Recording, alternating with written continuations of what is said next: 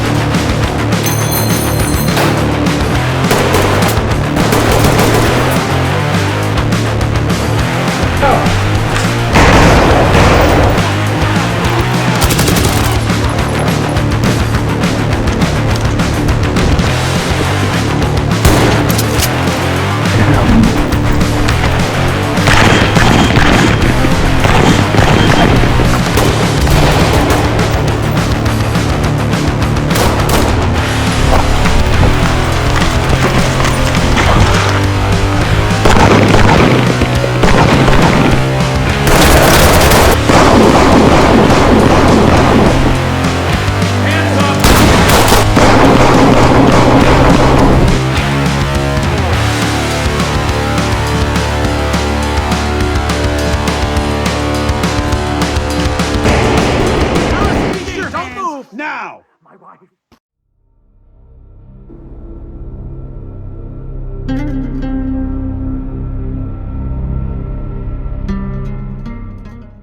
Ready or Not has a variety of less lethal tools players can use to assist with resolving tactical situations and gaining compliance on subjects.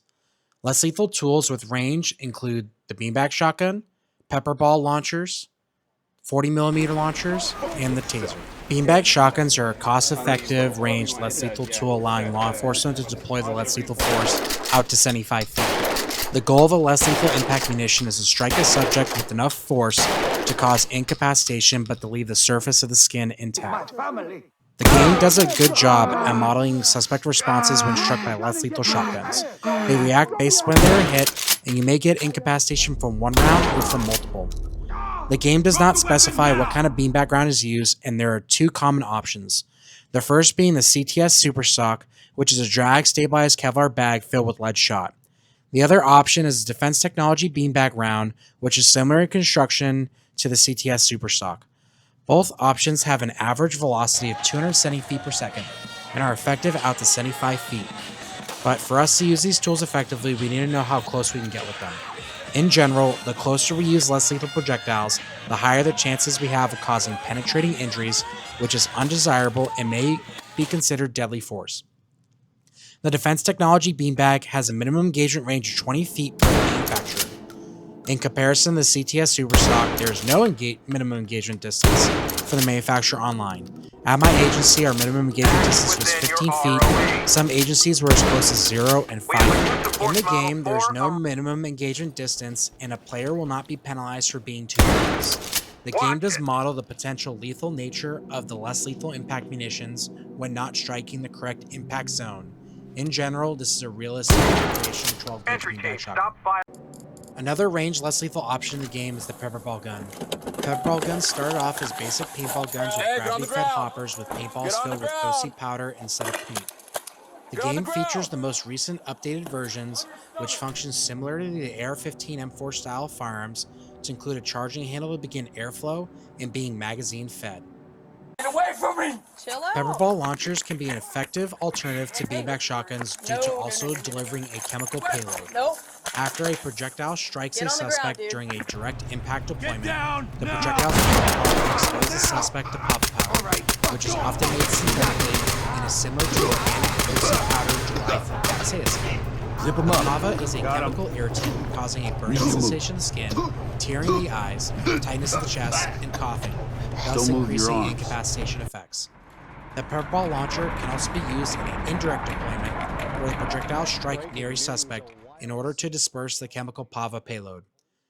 The game overall models direct deployments well, but sometimes it does not register indirect deployments for striking fixtures near suspects. The PAVA powder is capable of spreading approximately 15 feet from its impact area. Another benefit, our PepperBall launchers are effective from 0 to 150 feet, depending upon the projectile used. since they have lower energy compared to beanbag shotguns or 40mm launchers. I am unsure which PepperBall round Ready or Not uses, as there are both round and rifle projectiles, and the rifled ones are typically more accurate. The 40mm launcher in Ready or Not is based on the H&K M320 grenade launcher. It is used in its standalone configuration in game, and players can choose to use and launch Guage, gas, or Stingball grenades. Unfortunately, this is an area where Ready or Not is not realistic. First, the biggest benefit of 40mm launchers is the versatility of munition type, and Ready or Not does not feature any direct impact munitions. 40mm direct impact munitions are designed to strike subjects at distances closer than beanbag rounds, but with energy higher than PepperBall and beanbag rounds. You can see in the following clip of Phoenix police using a 40mm CTS sponge round on an armed barricaded subject's leg at an approximate distance of 15 feet. The 40mm sponge round strikes the subject's leg and still has enough energy to bounce off and to the right.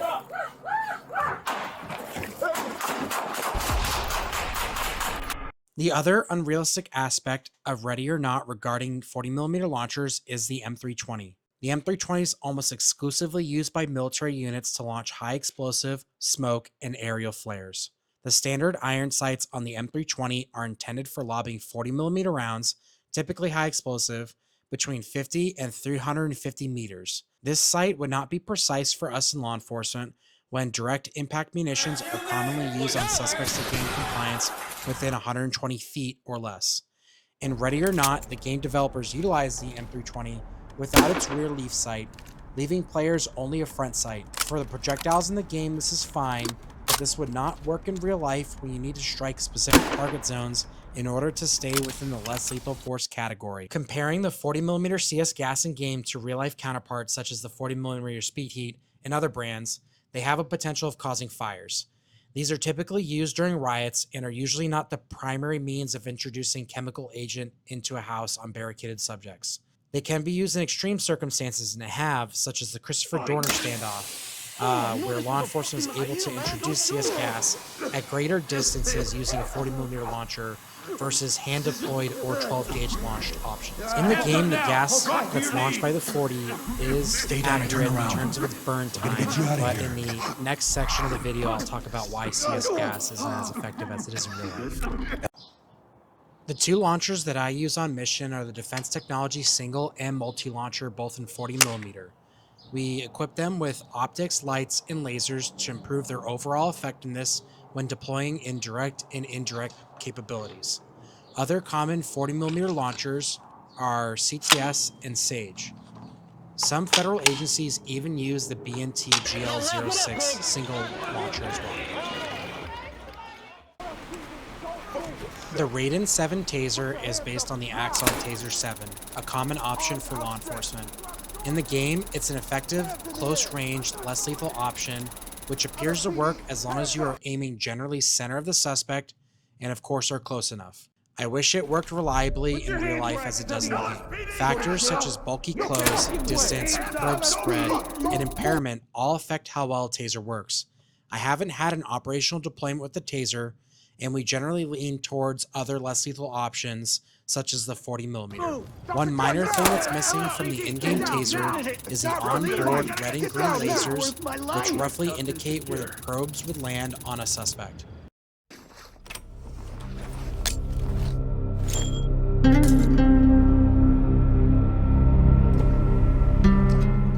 Ready or Not has 3 hand-deployed less lethal options: the CS gas grenade, Stingball grenades, and Flashbang. Ready or Not features pyrotechnic CS gas that's hand-deployed in a canister.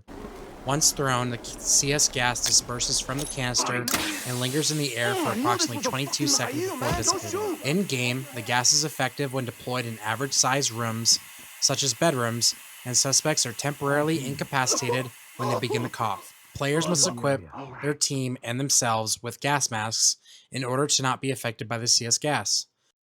In the Watt Community College mission, one of the active assailants can be seen wearing a gas mask. This is just cosmetic in nature, and they still will be affected by CS gas. CS gas in-game isn't as effective as it is in real life. First, the game doesn't model the dispersion of CS gas accurately, as it spreads significantly further in real life. One CS trichamber is able to disperse enough chemical agent for up to 1,500 square feet inside of a structure. Second, the CS gas automatically dissipates after 22 seconds. Put your hands up! In real life, the gas would remain effective for up to 5 to 10 minutes depending upon how much is deployed and how well the airflow is inside of a structure.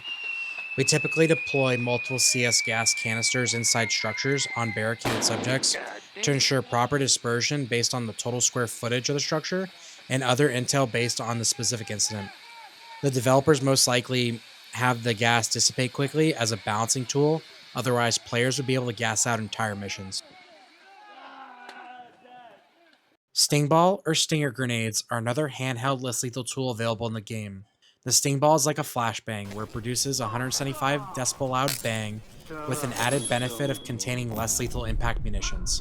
Stingers are typically filled with rubber pellets ranging from 32 to 68 caliber in diameter and can be effective out to 50 feet. These are commonly deployed in crowd control settings where chemical agent and direct impact munitions alone are not as effective to dispersing a large crowd. In-game, they are an effective option to incapacitate suspects, but a minor downside but realistic feature is that it has the potential to strike compliant subjects in vicinity of suspects who are resistant. It is best to seek cover when using them because you can be struck by the projectiles, or worse, your AIT misses.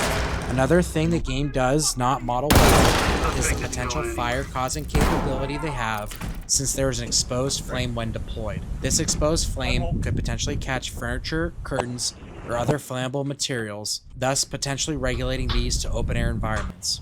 The last handheld less lethal tool in Ready or Not is the flashbang grenade. They may also be referred to as voice flash diversionary devices, non-fragmenting diversionary devices, or we just call them DDs. I have a variety of different brands of DDs because I'm one of my team's less lethal instructors, so I'm responsible for training and managing our inventory. DDs come in a variety of configurations from single-use to reloadable ones. Single-charge DDs can contain a flash powder loading between 4 and 12 grams of powder. This influences how much light is produced, how loud it is, and how much smoke emits from them. We typically use the 12-gram DD reloads because they produce 175 decibels of sound and over 1 million candela at 5 feet. Reloadable DDs are generally cheaper than single-use DDs. They can also come in multi-charge form, meaning they have 2 or more bangs when initiated. The base game features single-charge DDs in the form of the M84 Flashbang, which was introduced in 1995. In my time in the Army, the M84s were still in inventory, but a majority of SWAT teams in the US now use defense technology or CTS flashbangs and not the M84. Because the model was chosen by developers, they really nailed the effect of the DD. The smoke effect after it is deployed in an interior is very accurate to what we see in real life. One thing that I commonly see, and I do in the game, is blind deployments. A blind deployment is when you deploy a DD without being able to see where it's going to go. In real life, we typically need to see where that DD is going in order to avoid starting a fire. Things like flammable liquids, vapors, and even furniture can be set ablaze by a DD. In both training and operational deployments of DDs, we've seen and caught fire to furniture. In-game, there is no penalty or risk to a blind deployment, so it's something that I intentionally do in-game to reduce my exposure at thresholds to armed subjects. If you made it this far, I thank you for watching. Subscribe to the channel to see part 2 of this video, where I'll go over protective equipment, breaching options, and overall gameplay impressions of Ready or Not. Thanks for stopping by the Breaches Room.